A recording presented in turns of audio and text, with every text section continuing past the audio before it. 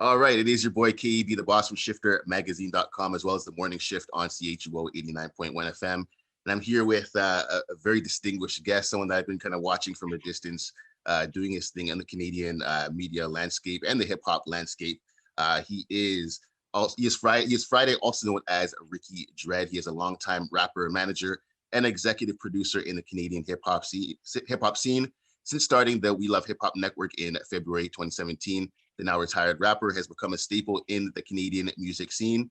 Now 4 years in, We Love Hip Hop has grown to become a mainstay in the hip hop scene with guests like Biz Loke, Bugs, Onyx, K Money, Casper TNG, Smiley, and a whole bunch of other rappers. And so I'm very pleased today to invite my fellow Bajan. Yes, sir. You're welcome. This is Friday, aka Ricky Dred. Thank you for joining me. Yo, thank you for having me, man. I really appreciate it. Like, no problem. Anytime I get a chance to do an interview myself, like being interviewed on the other side, I'm like, yeah, let's do it. Let's do it. Yeah. I was about to ask you, like, does it feel weird? Like, because you're usually the person asking questions. It does to a degree because of the amount of interviews that we've done over the years. Yeah. But prior to this, as a rapper, I've done like a gazillion interviews myself, right? Yeah. You know what I mean? I've been interviewed, so I like it. You know what I mean? Yeah.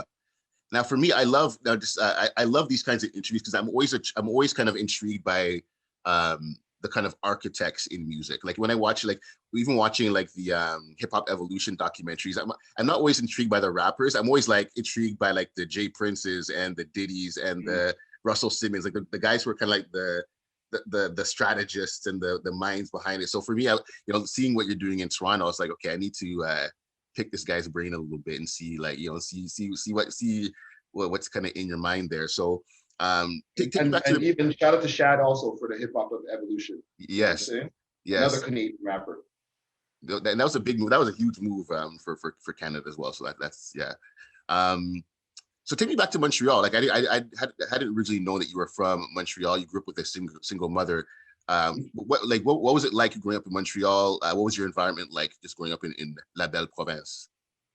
Well, it was weird because I grew up in the suburbs over there. Okay. But we were poor. Wow. Okay. Right? Like it's a single mom household. It was me, my mom, and a couple of my aunts. And she was a nurse. And she put a down payment on a house. Houses were way cheaper back in those days. But still, in comparison to now, it was still like, 100K. 30K is like 100K now. Mm-hmm. Yeah. You know what I'm saying? And she put that on the house and she kept on working on that shit until she paid it off. And she paid it off in the 90s.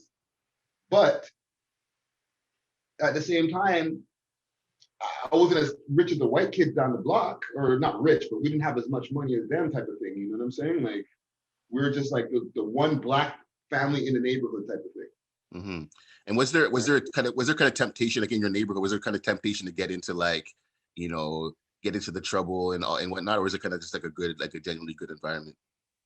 It was to a degree a generally good environment, but as you start to go out into the world, you go over the bridge into Montreal, because that's in Brossard in the South Shore, right? Once you start going over the bridge into Montreal, you start getting into some shit, and you know what I mean? From like 15 years old, I was like already stealing everything that wasn't chained down.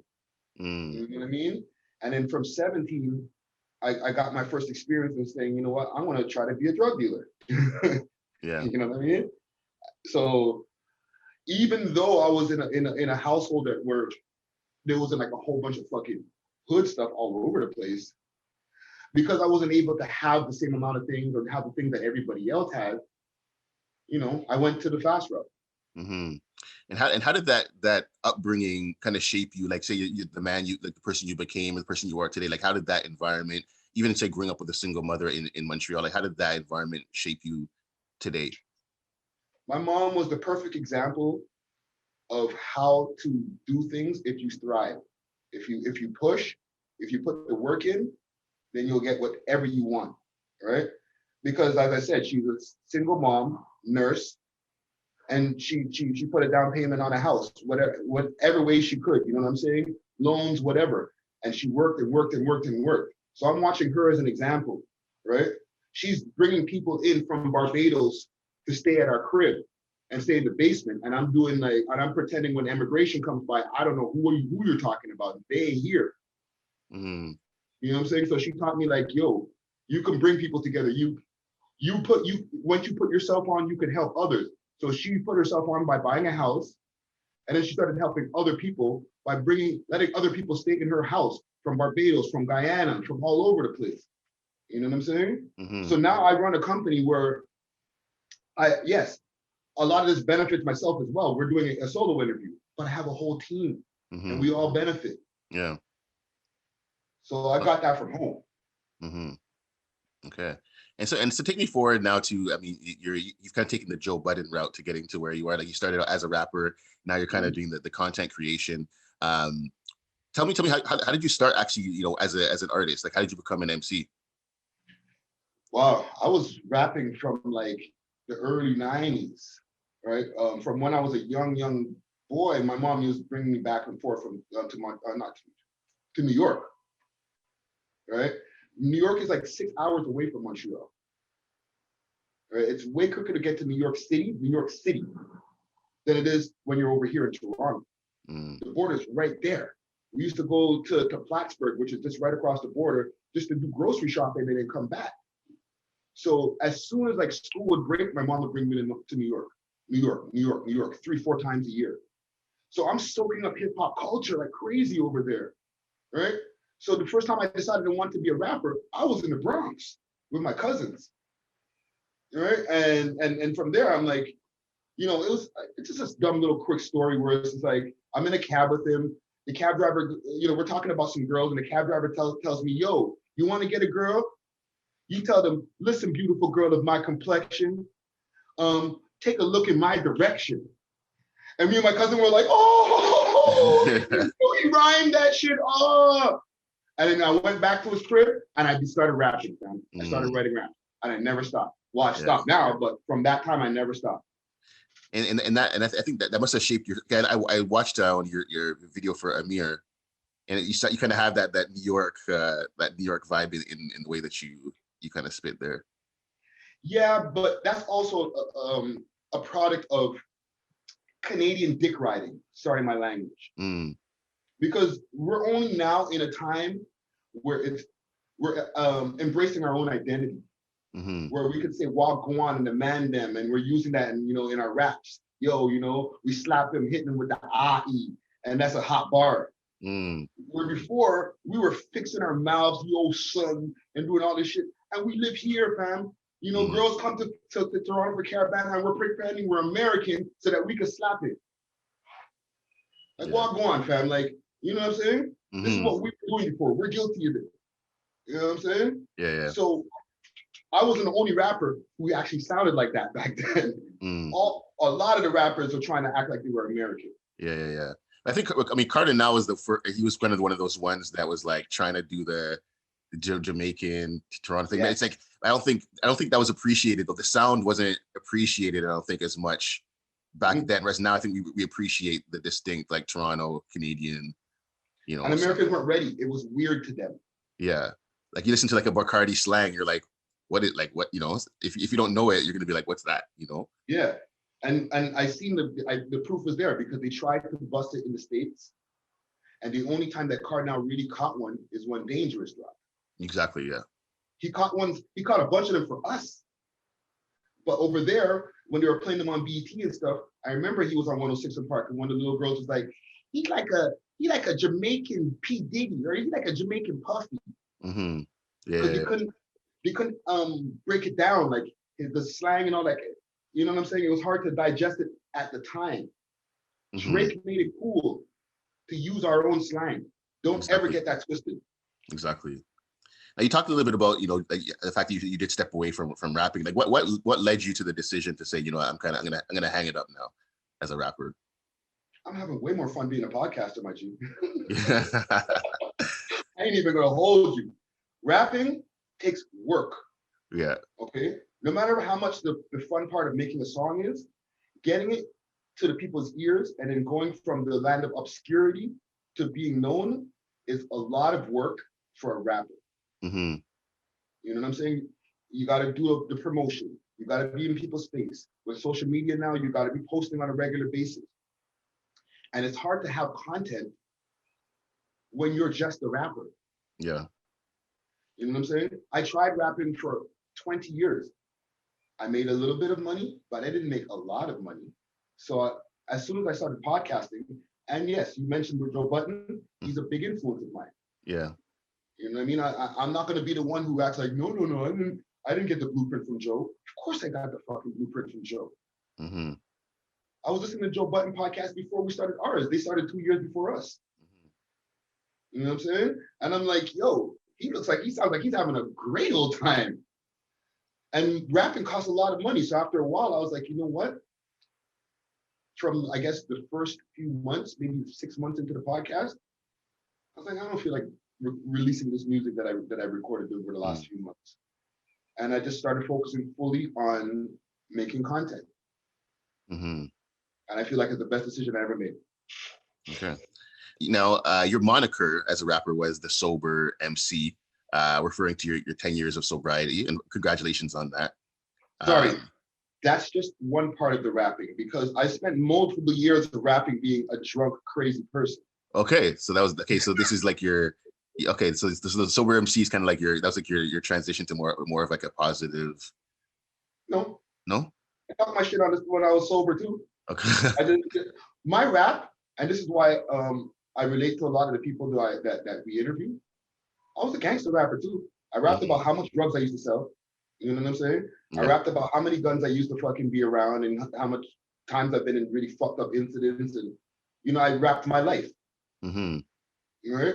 So when I got sober in 2010, 2011, right? And when I came home from jail in 2011, and I started rapping again, like getting back into rapping, the sober MC part is just the blog. But I was a sober MC period because I'm going to start doing this rapping without drinking now. And before I used to go into the booth, I used to twist it. You know what I mean? Or stay up all night in front of my computer drinking and then go, and I had a home studio and then record until like 4 o'clock in the morning, drunk off my ass. Mm-hmm. So the sober MC part was post jail, where I was like, can I still go into the studio, be creative without having the crutch of drinking? And at the time I was on parole, so I wasn't able to smoke weed either. Mm. So I created from 2012 to 2014 about 3 projects, you know, with mixtapes and all that, you know what I'm saying? Mm-hmm. Completely sober, no drinking, which I still don't now, but no weed neither. Wow. Okay. And do you feel like the background that you have, your story allows you to connect with those young artists a lot more than if you didn't have that story? Like, do you feel like there's a kind of like a sense of like okay, this guy gets us, you know, this guy understands us? I feel so. Like I it's weird to speak for myself, like telling you like that's what's happening, but from my experiences, like I talk to like 17-year-old rappers on the phone or on DMs, like, you know, yo, let me get your number, let me holler at you, and I'm like giving them advice, and we're trading information. I'm learning from them.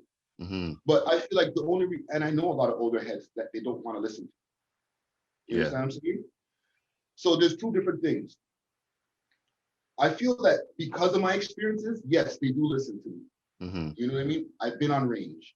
You know, if they had a gun charge and they had an issue or they're dealing with one now, I had one too. You know what I'm saying? Yeah. So, you know, I rapped, I put out music, and I know the feeling of how it feels to put out music and not have it received or have it received, right? Yeah. So yes, we can relate on those levels, and I feel they listen to me because of that.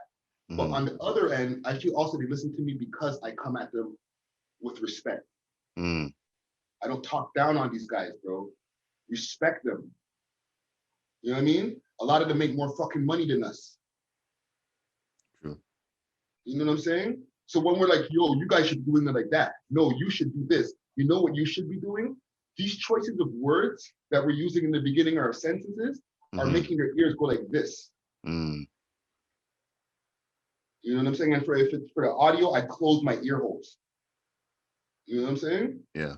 You gotta be like, hey, bro, I'm feeling what you're doing. You know what I'm saying? You know what I used to do to make my shit go a little bit more? I used to try this and this and this and this. Not, yo, you should do this. Yeah. Because when somebody tells me that, I don't give a fuck what they're saying to me, bro. Mm-hmm.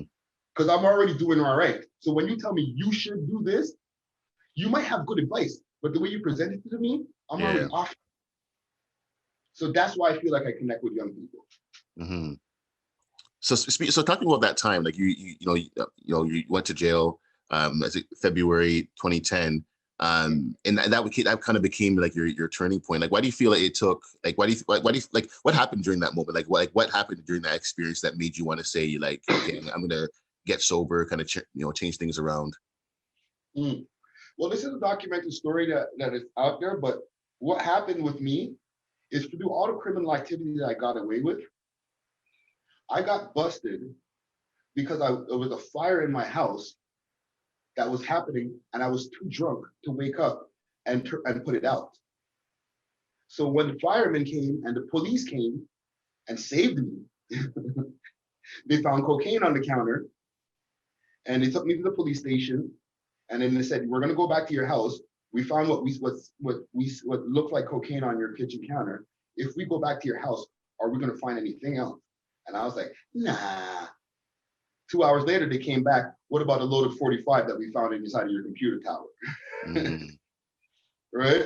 Yeah. So that was all stupidity on my part from being a drunk fuck. Yeah. So once I'm now, and at that time, when I got the index charge for the gun charge, I caught bail. Somebody put up a crib for me to catch bail. All right. And then I was on curfew. I was doing my thing. And 2 months later, my door was getting kicked off again because I was being drunk and sloppy again. Right. Yeah. So once my door was kicked off in February of 2010, that's when I turned a corner in my brain when I was sitting on range, and it was like final, like, oh, I'm not going to get bail. I'm going to have to sit here for a while. Oh, I might be facing 3 years and change. You know what I'm saying? Mm-hmm. Like, that's when my brain started to say, you know what? I might have to start making better decisions. Yeah. And that's when I stopped drinking, literally. Wow. Okay. Interesting. Now, fast forward to February 2017. This is when you start We Love Hip Hop, like your current venture that's starting to blow up there. So why did you like, what kind of went through the mental process of starting this? Like, what gap did you kind of see in the landscape that made you say, okay, this is what Toronto needs. This is what Canada needs right now? I haven't seen nothing like that, bro. I just wanted to make a podcast and talk shit, bro. Okay. It evolved to this. And I'm with anything that's evolving in a positive direction for our country. So I'm gonna lean in. But when we started, like you mentioned, Joe Budden and those guys had a podcast. I was listening to Peter Rosenberg and Cypher Sounds with the Juan Epstein podcast from back in the days. Like, I've been listening to podcasts like Combat Jack, RIP. Right? Him and Premium Pete. I was listening to their podcast. So I was already into podcasting via like iTunes on my, I was starting to get into it. And I'm listening to stuff and I'm like working, because one thing I didn't mention is I used to work for a major corporation over here in Canada when I first came home from jail. I could say it now, Shoppers Drug Mart. Okay. I used to work for their head office. And when I first got home from jail, I was on parole. And I slipped through the cracks and got in there. You know what I'm saying? And excelled. But I say that to say, during the times when I'm in front of my laptop, I'm crunching podcasts. So, while I'm rapping, I'm getting really heavy on Twitter and on Facebook talking my shit at the same time, always giving my opinions. Somebody jumped in the comments one day and said, yo, you should start a podcast. And I responded, okay, small case letter. And a week later, I was like, yo, calling up Mike Stone at the time, PK Herc, told him, yo, just come through. You know what I mean? We're going to go to a lounge, smoke some weed. I used my cell phone as the audio. And my brother lent me a camera, and we filmed our first episode over at the Vapor Central. Right? It was just to talk shit. Like, Nicki Minaj had dropped, Remy Ma had dropped Sheether on Nicki Minaj's head. So we were like, oh, we got something to talk about. And we'd invite guests week after week, because with anything I do, I'm psycho, so I'm going to overdo it, right? So I was like, let's do it again next week. Let's do it again next week. Let's do it again next week. Let's invite guests. right? By episode 3, we had Rich Kid in there. A lot of people don't know that because that's episode 3. Well, Rich Kid, the producer, you know who that is? yeah. Yeah, right. Wow. Doing a lot of big things in the community, right? We had him on episode 3. We had producer T Major on episode 4, who made the beat for the intro that you hear in the audio every week. You know what I'm saying? Yeah. But those times, we weren't even interviewing these guys. We were still talking shit. We interviewed Dank from Frank and Dank. The only reason that we got such precious Jay Dilla stories is because he pushed it in that direction. And we asked a few questions about Jay Dilla, obviously. But like, we were like, yeah, so what's going on in youth this week? We weren't interviewing niggas, you know what I'm saying? Yeah. Starting from scratch, we interviewed him. These are all very early episodes. But the Biz Loke episode is our discovery episode. And that's episode 47. Yeah. You know what I'm saying? Yeah, and I think that's interesting because I think a lot of people don't have the tenacity to kind of keep something going. Like a lot of people would have been like, they wouldn't have even gotten to 47 episodes, right? Because I think nowadays people expect things to kind of pop off like right away. Yeah. So to have that tenacity to be like, okay, let me see this through, and then boom, episode 47. Like that's, Yo, shout out to PK Hurt, because there'd be some weeks, even when shit started bubbling. Because before episode 47, it was like the listenership was like super low. And like when we started like putting some videos on YouTube, they looked horrible. Until we got a guy named AJ who came through and he had some production skills. But when we started getting AJ in and having better production and having better YouTube videos, even after the Biz Loke, sometimes I'd be like, yo, dude, why isn't the numbers the way we want it to be? Like, he's like, yo, just chill. You can't watch the grass grow, bro. Yeah, and I would just go back to work. You know what I'm saying? Yeah. So it's you're not always gonna see the 10,000 views on your first video that you drop. You might just get like 200. Maybe you might get like 12. But it doesn't mean, okay, don't do another one. True. You know what I mean? Try again. Fast forwarding to today, I've been following all the whole academics, all the lives, all the Twitches, all the, for me, it's been so entertaining to watch because I mean, I've seen the progression of just, Toronto hip hop over the years. And like, I don't think anybody would have foreseen what's happening. I mean, I personally, I didn't foresee anything of what's happening today when it comes to hip hop in Toronto. Just like I always tell people, like I remember the days of like growing up in Toronto and coming to school and be like, yo, so-and-so just dropped an album, and people be like, yo, who cares? Like, who cares? And I think nowadays, like even now living in Ottawa, people kind of have this view of Toronto as being like, oh my gosh. And I'm like, yo, there was a time when it's like, people didn't necessarily care when a local artist dropped an album. So for me to watch like people following the top fives and the Bugses and all these people, I'm like, yo, like that wasn't the city back in like the 90s. It wasn't like that, It's so beautiful because I talk to people who are like supporters, right? And they're like, yo, I want to come to Toronto. You think you could introduce me? Or you think I spoke to such and such rapper, insert rapper name here. Yo, when I go down there, you think I should link with them? This is me having conversations with a fan in a DM. Yeah. Because they're so excited that when they get to Toronto, they might get to meet one of their favorite Toronto rappers. Yeah. That's crazy, bro. Yeah. Because that was never like, so what do you think? Like, I mean, as someone who's kind of been in the scene like a long time, like, looking back at the days of the Maestros and looking at where things are at like now, like what are your kind of like, what are you feeling when it comes to the significance of this moment that Toronto's in right now? We have to make, like, we're still in the beginning process of it. People we're only starting to love ourselves now over the last 4 years to 5 years, post 2015. Think about that. Pre 2015, yes, there was starting to be a little bit of a bubble of guys who we like our own stuff. But pre 2010, like everybody was trying to be American. Yeah. Right? So examining that time, who has been bubbling this whole time? Well, Drake. There you go. Yeah. And I'll try to break it down in a condensed way. When he first started, he had to do the American thing too. He was Memphis Drake. He was doing all of the different things like in the first album, the Thank Me Later album. He was not saying no Toronto slangs because they wanted to not penetrate with the audience at the time. They weren't ready for that shit. They were still developing it. By the time he got to his third album, Nothing Was the Same, they started to sprinkle it. Right? That's 2012, 2013. Post that, 0 to 100 real quick, and all those songs started dropping the loosies. And you started hearing the chats, the slangs. Yeah. He's up now. He don't have to, he can start making his own rules. He doesn't have to like bend to American rules to sell records. We love you now. So now he starts doing what he fucking wants to do. Then Views drops. Yeah.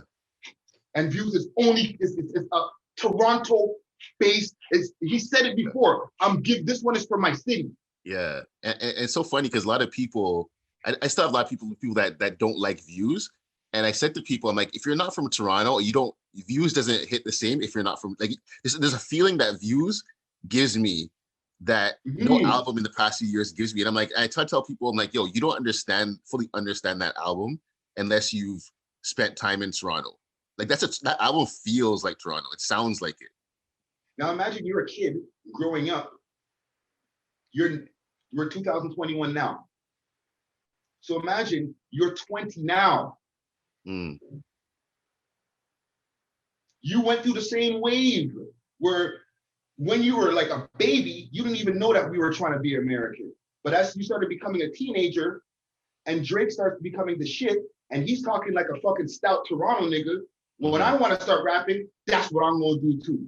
Yeah. And it's 2015 hit, Chief Keef, all those guys started bringing the drill law and all the different influences that it's kind of embedded into the style that we have now with our own accent. And here we are. Yeah. And all the little kids or the young men and women that are growing up, they like that. Yeah. So when I get guests, I get it from the people. I get the people that the people want to watch. They tell me in however way. You know what I'm saying? Like Roadrunner.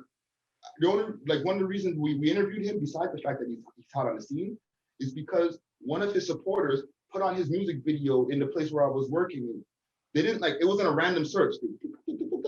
And they watched and they stared. This shit is hot. And I said, yeah, eh? And I DM'd him right away. Yo, we need you to get in for an interview. Yeah. These are not people who know him personally. You understand what I'm saying? Exactly. Yeah. These are like straight supporters. Yeah. I remember watching an interview with Dame Dash because he put Kevin Hart in his first movie ever, and he's like, it was all because his sons were watching Kevin Hart videos, and they were like laughing, and he's like, yo, who's this guy? They're like, yo, his name's Kevin Hart. So he's like, yo, I'm putting this guy in my next movie because he's like, these young guys are telling me that this guy's hot, and then boom, Fam, I'm not. Even though I still feel that I have musical taste, that's not just if it's not boom bap, I don't like it. Like I listen to trap music, I listen to drill. You know what I'm saying? I differentiate the two. Where like a lot of older heads are like, oh, all that new shit sucks. They don't know that there's different types of new shit. Yeah. You know what I'm saying? They don't have to listen to the auto-tune shit. They can listen to guys who just rap and not be Benny and Conway. I'm talking about other guys who just rap. You know what I'm saying? But I'm not gonna just use my 40-something-year-old brain to judge what's popping in the scene. That wouldn't be fair. You know what I'm saying? So I go off of the analytics of what I see from people and the engagement, real engagement. Not I can check. I know what fake engagement is too. I've done it. I was a rapper. I paid for views. Yeah. You know what I mean? So I know the difference. You know what I mean? I'm bringing all of this to the table when I'm looking to see who should we interview. Because after we interview them, I want 3 years later that their interview is hotter because they're hotter. Yeah. So with that, with like the fact that you're kind of in tune with what's happening now, especially with trap and stuff, like who are some of the artists? Like obviously we hear about the top fives and the Chromazes and all these different people, but who are some of the artists that like coming up in say Toronto where you're like maybe nobody knows them yet, but you're like, yo, these guys are coming right now. These guys are about to be the next. Like any names you can kind of that nobody knows yet, or that maybe like wider audiences may not know. But you're kind of you kind of have your eye on as like, yo, these guys are coming up. Lil Bandcamp, I see working hard. We interviewed him not too long ago. he doesn't have the same kind of numbers as the Doobies and all these guys who are really, really popping right now. Mm-hmm. But he's working hard. You know what I'm saying? And he's young and he's got a lot of sauce. Right? Like that kid is confident as hell. So I can see him doing a lot of big things if he stays focused. One kid that I just take a liking to when I listen to his music and like I just see the way he moves, like this is his attitude, is a kid named Prince Don. He rolls with LB Spiffy and those guys. Okay. Right? But and he's in the videos with them and he has his own tunes, but he's a lesser known member of their crew. But him as well, if he stays focused, I can see a lot of big things from him as well. Mm-hmm. These guys are guys who, if also a lot of these young men, if they find their voice within the things that are going on now, they can excel even more. Right? Like, yes, use the style of what's going on now. Continue to use auto-tune if that's what you like. Mm-hmm. Right? But find that little niche in your voice and your story that separates you from the rest. Do you try to stay on top of like what's happening, say like, you know, other parts of the GTA? Like, 'cause I know I follow a few, like, you know, Mississauga, Brampton, like Durham. It seems like there's like, it's not, when people think Toronto, they think just Toronto. It seems like even like in the suburbs, there's just like some things percolating in just, you know, the Mississaugas, the Bramptons, the Durhams as well. Yeah, there's a gentleman named C. Rowe out of Mississauga who's doing this thing. This Mm-hmm. man was dropping like a video every single week at one point in 2020. He was on our countdown multiple times, getting number 2 or number 1 because his fan base just started going crazy when we put him on the list, right? Solo YS, he's out of Durham on the other side. We interviewed almost 2 years ago now, no, a year and a half ago now. You know what I'm saying? And he's doing his thing, him and his whole YS crew, Young Soldiers. Right? So there's people in the different outskirts, you know what I mean? For the more guys who like the boom bap style or like that more traditional style, Ras Freshco, representing Brampton. Okay. You know what I'm saying? He's a young guy, but he's more of one of the old, he's a young OG. Let's call him that. Because he's been around for a while, but he's still very young. Now I've seen I mean, obviously I'm in Ottawa now. I've seen you guys have like featured like OTG and whatnot. Are there any like Ottawa artists like that you kind of look at, you're like, okay, you know, that person's nice, or any names that kind of stand out? Well, you know, off the top, I'm gonna say Prezi. That's my guy. Yeah. You know what I'm saying? Paperboy, aka Project Prezi. That's my dude. You know what I'm saying? Anybody want to eat my back out for it? Have at it, bro. You know what I'm saying? Yeah. Because I know he's polarizing. He gets mixed reactions. You know what I'm saying? Yeah. Mm-hmm. But I see him doing so many good things, and when I do like post one of his videos, Ottawa shows up. It's true. Right? It's FTG true. crew, that whole FTG squad, RIP to FTG Metro. Yeah. I'm paying attention, my niggas. I know. You can call out some names. I know. I'm paying attention, bro. You know what I'm saying? The whole FTG crew, I'm trying to get an interview with them, fam. I'm looking at their movement. Their numbers are crazy. Yeah. You know what I'm saying? And they're representing somewhere else. Yeah. Right? One of the advantages that y'all have, or like people in other regions do have, is that they aren't from Toronto. Mm-hmm. You'll look at Toronto so much that everything will sound the same after a while. So if like now you pop out of somewhere else and you're like, yo, we hot over here, and you come with a nice package, they're gonna be like, yo, who the fuck's that? Yeah. Yo, FTG. Those guys in Vancouver don't give a shit about what's going on over here in Toronto. Easy true. Mac. There's another guy, Tom McDonald, he's not necessarily from, he's in LA, right? But like he's from that side of town too, or that side of the country. Mm-hmm. That guy's doing millions, bro, on the stream. You think they give a fuck about what's going on in Toronto? Yeah. You think Mercury's gives a shit about what's going on in Toronto? True. I'm sure they do, like, because they're nice guys. They don't. Yeah. But like, they're like, no, we doing all right. We fine. Yeah. Oh, cool. Yeah, man. Ottawa's interesting. I always tell people like Ottawa reminds me of Toronto in the 90s. You know, because there was like all this, you know, all this music is being created, but because of like, you know, the industry connections aren't there, the media isn't necessarily there and stuff. So it's like the music's kind of staying, but it's not necessarily getting out as much, but guys like FTG are changing that. Knight Lavelle as well. Lavelle, yes, sorry, I forgot about him. Yes, he's doing big things, bro. Crazy. I don't know if you saw him and FTG, Reggie and Linda Sun just dropped a song yesterday or 2 days ago. Nice. You gotta go check that out. But so I want to do a quick, just before we wrap up. I want to do a quick game with you. So I want to do a word association. So I'm going to show you a picture of an artist, and I want you to tell me the first word that comes to mind. Benchmark. Influence. Influence. Okay. Pressa. Hope. Hope. Okay. Chromaz.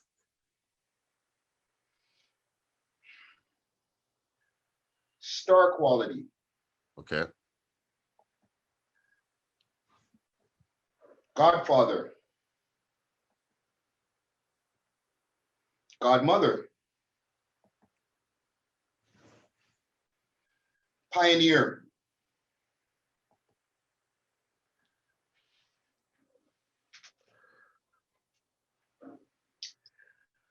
Hidden gem. All right. And stop. Sorry. Before we finally want to see this guy for a second. But no disrespect to him. But go back to Snow. Hidden gem, because so many people in the States talk about Informa, they don't realize that this man's Canadian, eh? Yeah. You know what I mean? I heard somebody talking about Informa like last week on like one of the radio shows, YouTube that I watch. You know what I'm saying? Mm-hmm. Like Breakfast Club or Swear. Somebody was saying, yo, they're making a joke and using the Informa song as a joke. Yeah. They don't realize that this white youth that they might think is from Jamaica is from Toronto. Yeah. So he's a hidden gem. And people don't know that, like, the amount of time he spent like at #1 on Billboard, like G-Thang, like Snoop and Dre never hit #1 on Billboard because of Informer. You know what I'm saying? Like he charted higher than G-Thang. Mm-hmm. They never reached #1 because of Snow. So it's like he was ahead of it. He was ahead of his time. Yeah. And then Mr. Five. Brilliant. Okay, cool.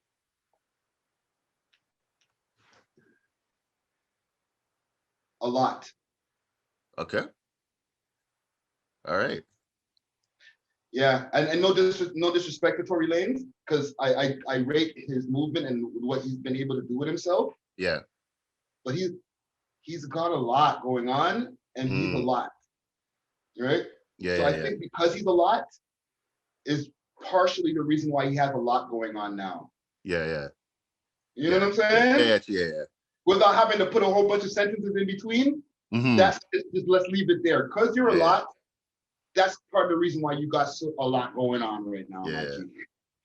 Maybe he's a lot because he's Bajan. I don't know. That's the thing. Like, be at 100, but like, dose that shit out, bro, because you can get yourself in a lot of hot water if you're at 100 all the time. True. Now, before we wrap up, I'd like to ask about legacy. For you, like when you kind of look ahead, what would you want your legacy to be when it comes within, like, whether it's media, music in Toronto, Canada? Like, what can you foresee your legacy being, or what would you want your legacy to be? I want to be known for somebody who put on a lot of people. Like really good at giving the alley-oop. I really respect guys like Charlemagne the God, because that's part of their mantra of being the guy who's known for doing the alley-oop. But it's also I want that to be because, and to be honest, I want to be considered the fucking GOAT. I want to be considered one of the greatest fucking interviewers, content creators of all time. You know what I'm saying? Yeah. Like I want to surpass the people who I look up to, like the Vlad TV, like, and the fucking and the Charlemagne's and the Sways, like, you know what I mean? Not to disrespect any of their legacies, but I want to be talked about when you talk about those guys. Yeah. Like Friday, Ricky Dred's name comes up. We Love Hip Hop Network and anything that you know what I'm saying, that I could think of next. Yeah.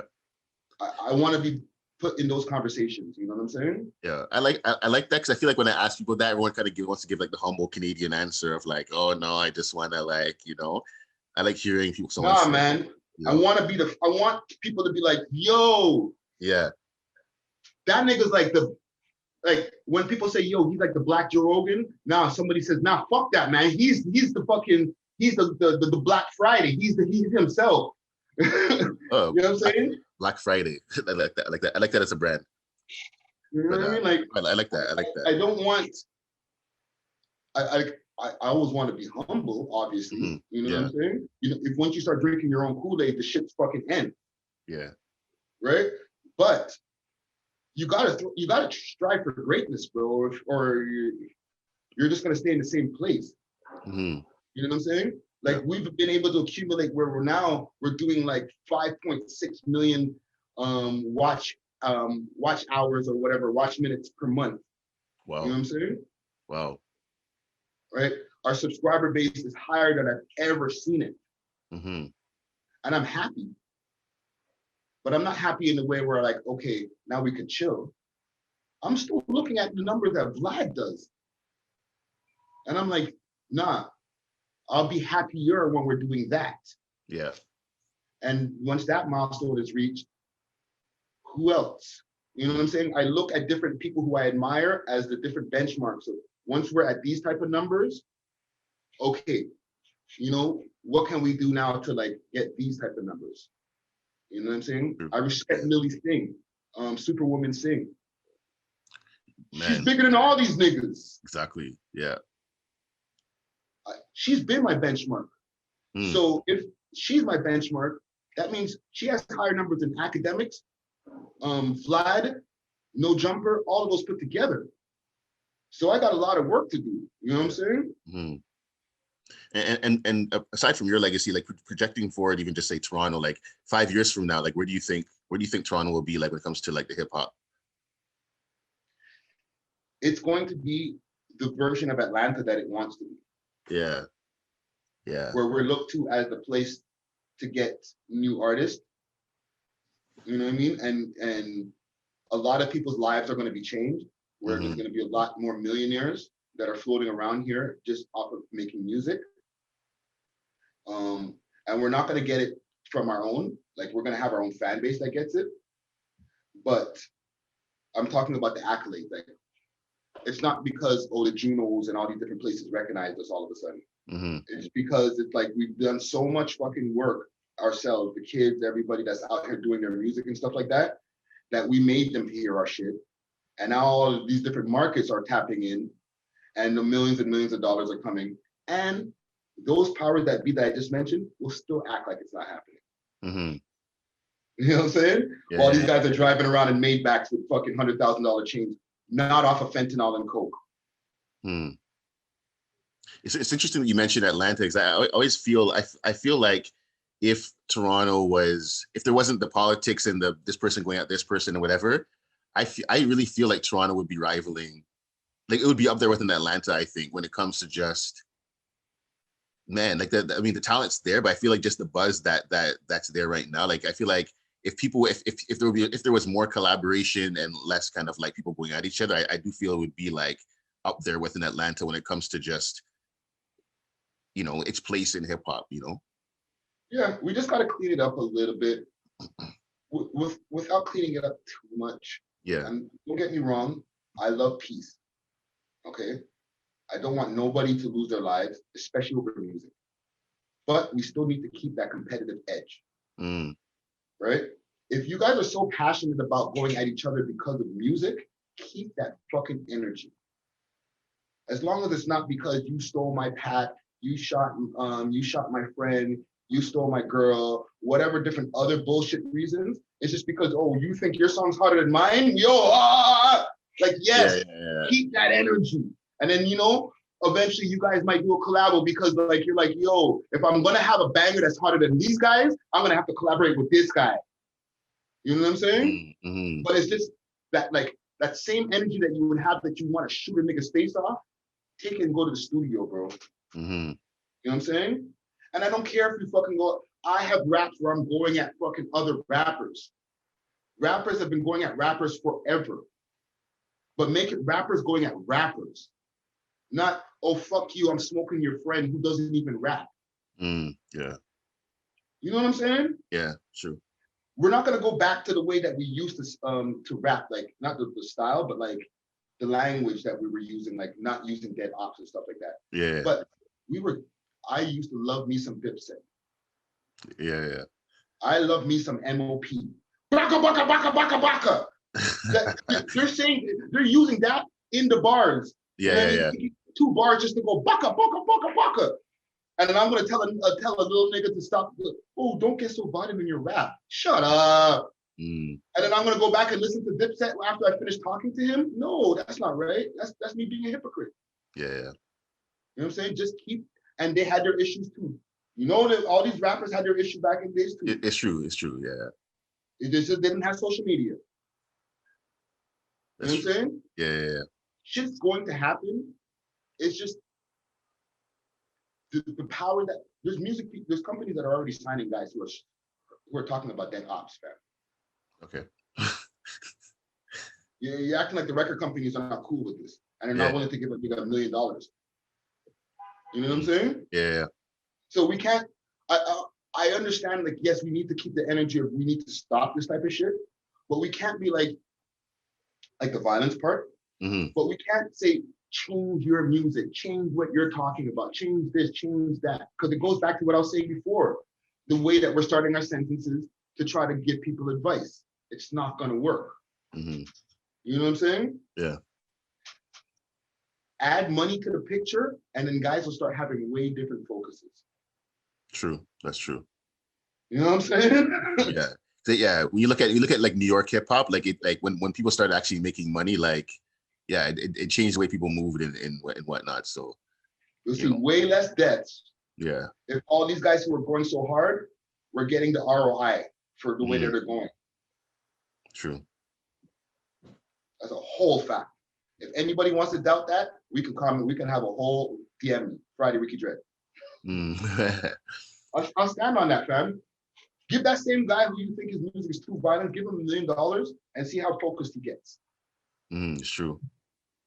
Yo, thank you so much, man, for your time. It was nice, kind of just picking your brain, and I like talking to the older older guests, just because like there's context that I think you have, and I always say, like, I feel like a lot of younger people who are coming up today, it's like I feel like they don't necessarily have the context for the journey of hip hop in Canada, like to know. I was watching back when Tory Lanez was doing quarantine radio.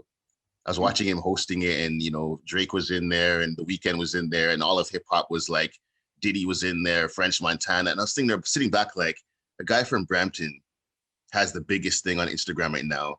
He's on there with Drake. Drake had just popped on, and all of pop culture is watching. And I was like, I never saw this.